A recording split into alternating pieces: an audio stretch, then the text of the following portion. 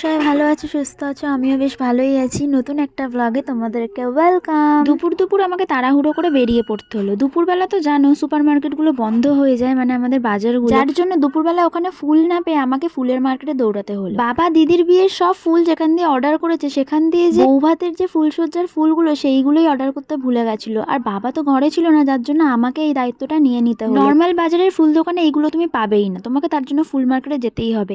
দেন আমি আক্তারকে একটু ফোন করলাম জানার জন্য, ও আমাকে নিয়ে বেরিয়ে পড়লো। চলো আমরা পৌঁছে গেছি লেক মার্কেটে। সোজা লেক মার্কেটে গিয়ে দেখছি এ তো বিরাট ফুলের ব্যাপার, মানে আমরা ভয় পেয়ে গেছিলাম যে পাবো কিনা, কিন্তু লেক মার্কেটে একটা ফুলের বড় বাজার। ভাগ্যিস আমাদের হাওড়ায় যেতে হয়নি। বইয়ের ফুলসজ্জার ফুলগুলো, দুধ, অনেক কিছু নিয়ম আছে যেগুলো সব বাপের বাড়ি দিয়ে যায়, যেটা আমি জানতাম না, আমি কিন্তু ফার্স্ট জানলাম। শুধু একটু কালার কম্বিনেশনগুলো আলাদা ছিল ফুলগুলোর, আমরা দেখছিলাম যে কোন কালার কম্বিনেশনটা বেশি ভালো লাগছিল। আক্তার হাতে যেটা নিয়ে আছে সেটা ভেবেছিলাম ফার্স্টে নেবো, তারপর আরো সুন্দর দেখলাম। ওইটা এই রেডটা ভালো লাগছে না, এটা ভালো লাগছে। দেখি এটা একটু হাতে ধর, ওই ওই পাশেরটা। হ্যাঁ ভালো করে ধর, এটা সুন্দর লাগছে। হ্যাঁ এটা নেবো।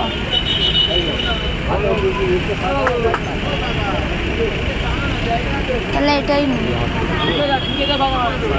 এটা ওপরে পড়বে মনে হয়। ঠিক আছে, এই ভালো করে ধর।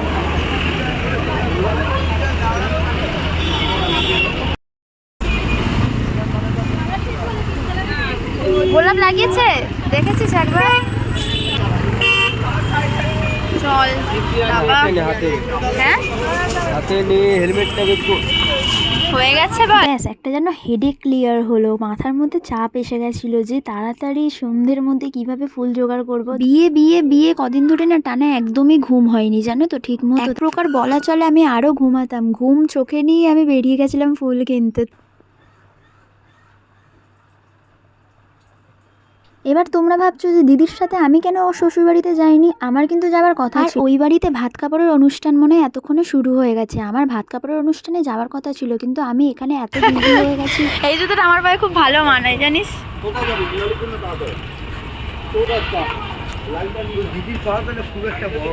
এই আমার দিদির পা সরু, আমার পা মোটা। আচ্ছা আমার থেকে দিদির পাটা একটু বড় আছে, লম্বায়। মানে দিদি যেতে না যেতেই দিদির জুতোয় আমি দখল বসিয়ে দিয়েছি।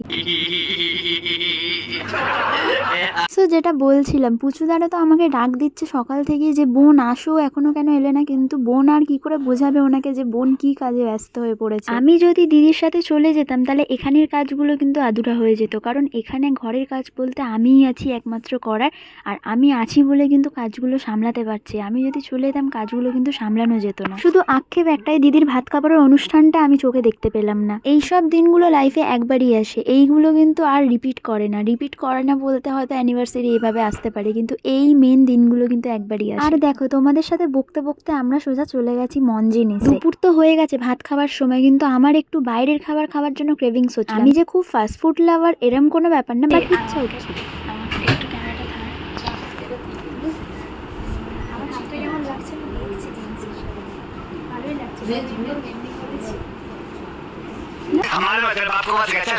প্রায় অনেক বছর পর আমি মেহেন্দি করেছি, দুটো হাত ভরে ভরে। মানে দিদির বিয়ে বলে কথা, সে তো মেহেন্দি সবাই করবে নিজের ফ্যামিলি মেম্বারের বিয়ে হলে, বাট আমি বলছি মানে অনেক বছর পর। আমি মিডিলে কোনো মানে মেহেন্দিই করা হয়নি, অনেক বছর পর আমি দুটো হাত ভরে ভরে মেহেন্দি করেছি। তাই আমি আক্তারের সামনে গিয়ে বারবার ওকে জিজ্ঞেস করছিলাম যে আমাকে কেমন লাগছে, আমার হাত দুটো কি ভালো লাগছে, কিরকম লাগছে আমাকে বল। মানে এতবার মনে হয় আমি কোনোদিন ওকে এইসব নিয়ে জিজ্ঞেস করি। ওই আর কি, বুঝতেই পারছো অনেকদিন বাদে করলে যা হয়। আর এদিকে ভাই বার্গারটা, বিশ্বাস করো মঞ্জিনিসের বার্গারের থেকে মিয়মরের বার্গারটা অনেক বেটার খেতে, অনেক বেটার আর দারুণ খেতে। আমি মেন কথা যতবার খেয়েছি মিয়মরের বার্গারটাই বেশিরভাগ টাইমে খেয়েছি, আর মঞ্জিনিসের বার্গারটা আমি 5 সেকেন্ড এরমই হবে, খুব একটা খাইনি। আমি মিয়মর থেকে বার্গার খাই, তো আমার মঞ্জিনিসের বার্গারটা একদম ভালো লাগছিল না, কেমন একটু শুকনো শুকনো ছিল। ভাই রে ভাই, মানে আমার মুখ স্টপই নেই, মানে কত গল্প ওর সাথে যে জমে আছে, আমি বুকেই যাচ্ছি বিয়ে বাড়িতে কী হয়েছে কি না হয়েছে। আর তার সাথে মিক্স আপ করে ওর ওপর ঝাড়ছিলাম রাগ,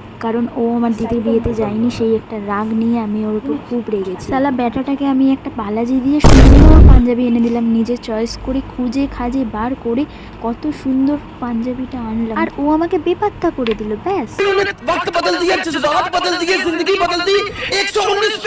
তো চলো, পেট পুজো তো হয়ে গেছে, এবার বাড়ির থেকে এগাই। আর হেলমেটটা তো ওই শুধু মেন রোডের জন্যই লাগে, তাছাড়া বাইকের মধ্যে শুধু সারাক্ষণ হাতেই হাতে ঘুরে বেড়ায় হেলমেটটা।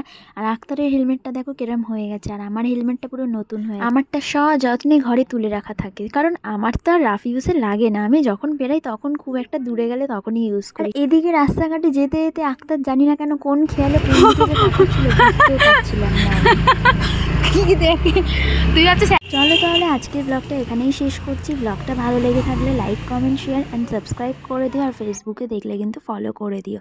আবার দেখা হচ্ছে নতুন কোনো ব্লগে নতুনভাবে। ততক্ষণে ভালো থেকো, সুস্থ থেকো।